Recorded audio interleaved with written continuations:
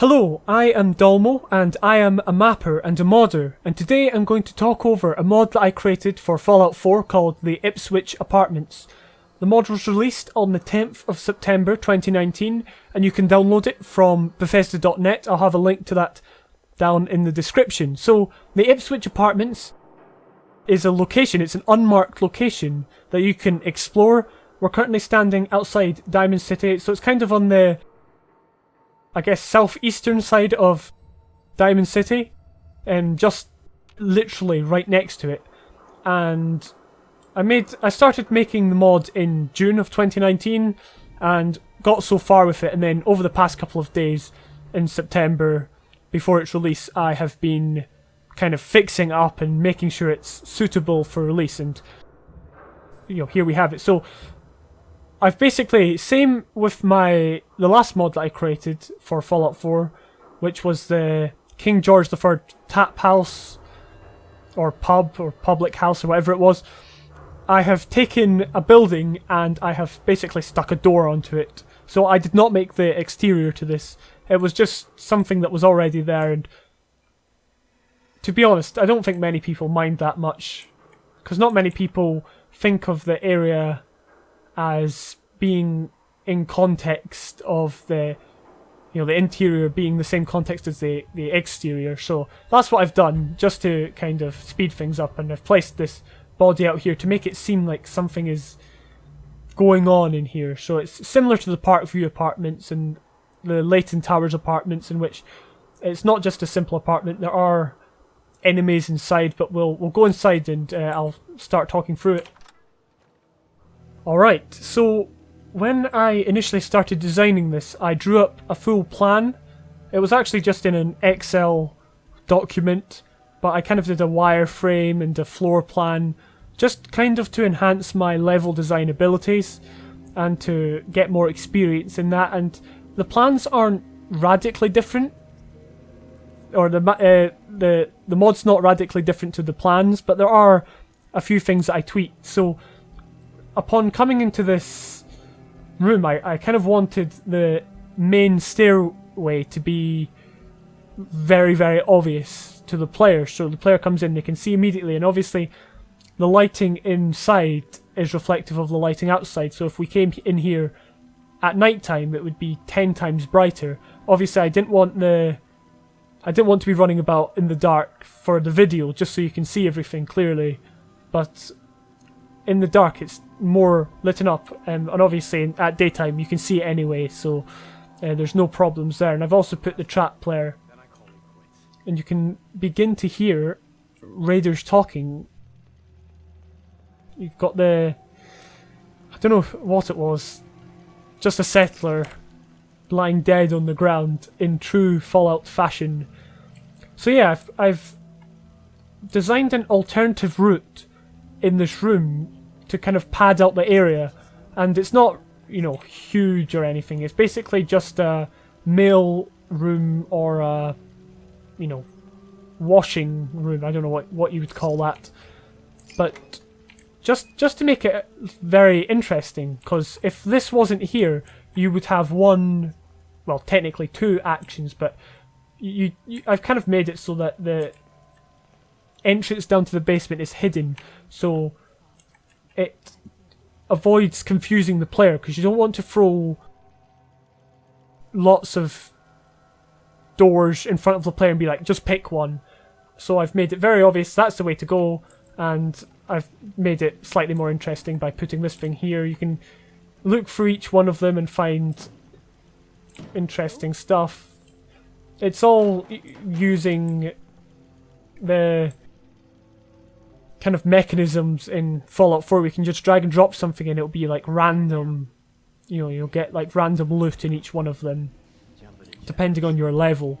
Coming out of this door, I've made it so that the player is always walking in the same, or always moving in the same direction. I spoke about this in my last Fallout 4 mod video, in which you're never doubling back on yourself. Well, you are when you get to here, but by the time you're here, you're in the same room. So there's not any radical change of direction. So you always know where you are, and you can always see you know, basically your location. And we'll go down to the basement first, I think, to kind of get get context to what's down there. There is a raider down there. Sometimes he's at the terminal. Other times he's in the cupboard. So if you shoot him, you the guys upstairs become very hostile. So I'll just wait until we're back to normal because I don't want any of them running down the stairs. Because sometimes if you make a lot of noise, they'll all come running down, and then you kind of have to fight them all down here. But it depends on what you do. Sometimes you can like run upstairs. Or it just depends what each player wants to do. So down here, I wanted to make a very different environment to the apartment. So this was built last, I think, or near the end. And I'd been making a lot of apartments, and I always wanted to make an apartment block. As soon as I played Fallout 4, I loved kind of the kind of creepiness and craziness of the apartments, and the Layton Towers I think is my favourite one, so this mod is heavily based off that. But I'd kind of made a lot of the apartments and the rooms and whatnot, so I wanted to change, so I decided to use a different kit, and I don't think it turned out too bad. It's not the most detailed thing, but it's detailed enough to kind of give you a sense of the environment and what the environment's supposed to be. So I've made sure to not draw too much attention to, or make it difficult to see into this cage. But this cage was planned from the start. So you can see into the cage, and you can see there is a fusion core in the generator, and this is the big, kind of the big loot in the mod, is you get rewarded with a fusion core, and they're not easy to access unless you've got expert level of hacking. So it's one of these things, the way that Fallout in general is if you're at a high level and you've got the skill, you can get into it immediately, otherwise you're going to have to find another route. And I have in fact added a key or a kind of terminal password upstairs, and I'll come back to that, and we'll be back down here to get the fusion core later. For now we'll head to the upstairs area. I'll disarm the trap. I would have liked to have added more traps in. I think if I was doing this again, or maybe padding this out more, I would make this, I'd put more traps in. So each of these floors are designed in a loop, because I didn't want it to become very stale and boring, in which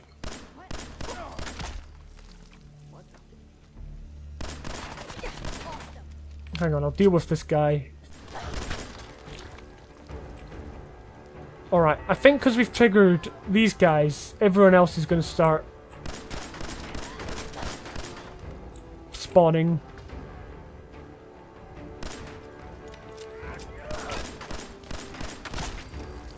I'm not the best at combat. If you've seen some of my other videos, you'll know that. So there's a few more raiders upstairs, so we'll just kind of let them forget about us, because that's totally realistic. Alright, I think that's the distractions over for now, although we'll have to fight them later. As I was saying, each of these rooms is designed in a loop because you don't want to be going in one door and out the same door, because that would be boring, especially for apartments, which are very much one door per apartment. So in a similar style to Layton Towers level from Fallout 4, I have designed it so that you can go around and come out a different door most of the time. I'll explain a bit when we get to the top floor what the deal is there, but there's just stuff to find, so this is just another location that you can explore, and coming here at night is a lot more of an atmospheric experience. In the daytime, it's very, substandard, but this is bullshit. That's alright. That's what that guy thinks of my mod. So it's kind of, you see, it's all connected with the holes in the wall and and you know, 2 different doors and another hole here. So you're never in a very linear place. Now, one mistake I made, that if I was doing this again, and you know, I might do another apartments in the future, maybe, is I would have different staircases going up. Because in Layton Towers, or I think it's called Layton Towers, there are multiple ways to go up. So the only way to get to the upper floors is the staircase, and that wasn't initially in the design. If you look at the design plan, there was kind of broken floorboards, but I kind of limited myself to, you know, a smaller space, and I did that deliberately because I am well known for overbuilding, making more space than there needs to be. But I kind of only made the one staircase that you can go up, and that in itself can be quite linear. So if I was doing this again, I'd have another staircase or more ways to get to the upper floors. And each floor is designed slightly differently, so you're never going to come across an identical floor.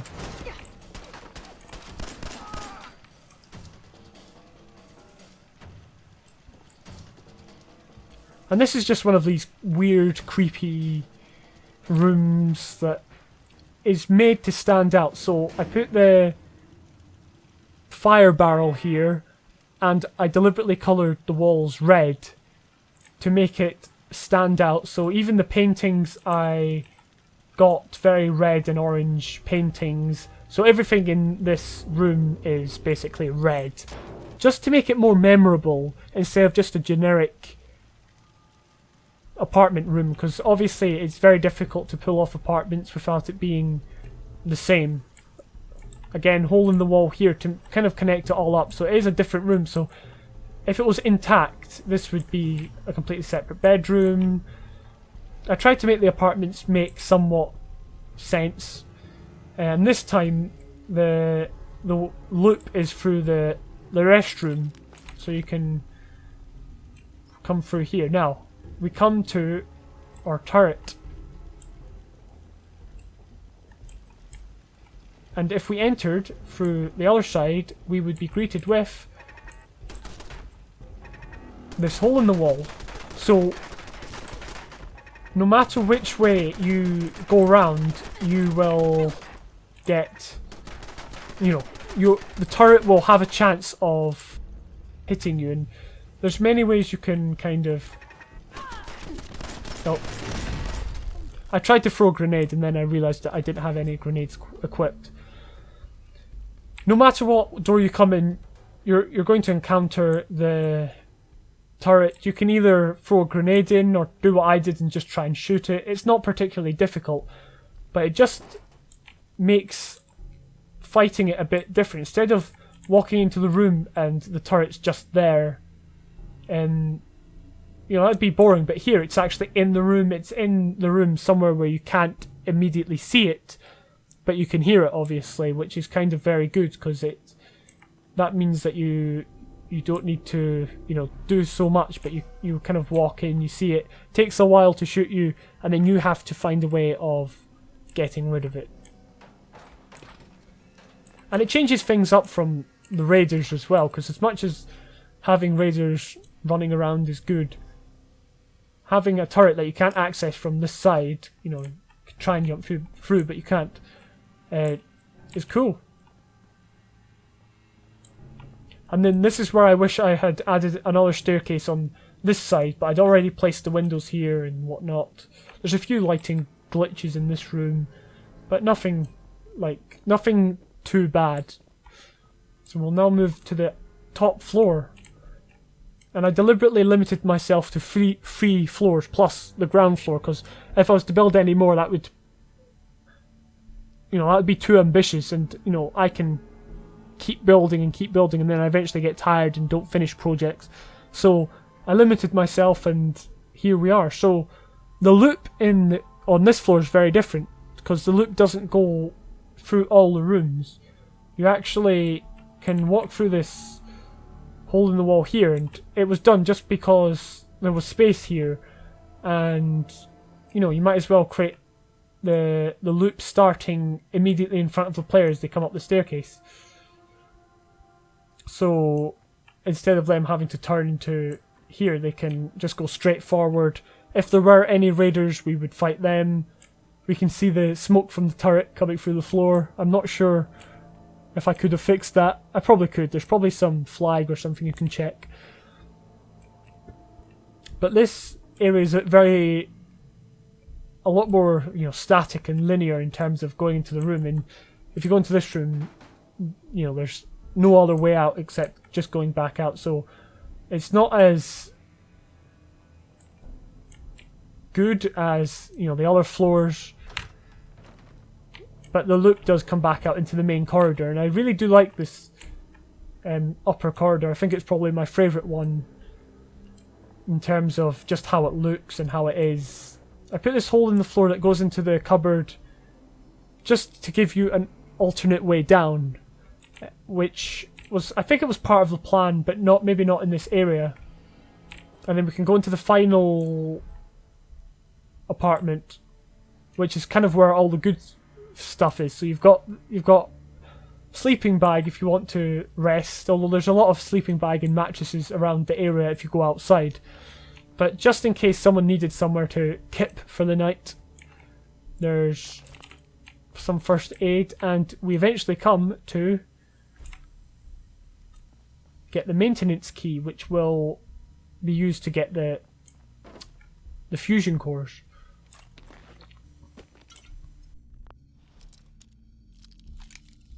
And then we get to the safe where you don't need to have a high lockpick level, but just good enough that you kind of can get in.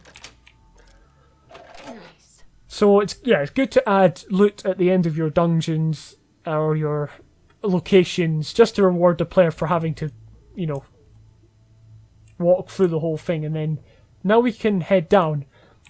In the initial design I had the elevator, so if you got up here you could power it and head back down in the elevator, but I didn't factor in space, and there wasn't enough space to include a full elevator in.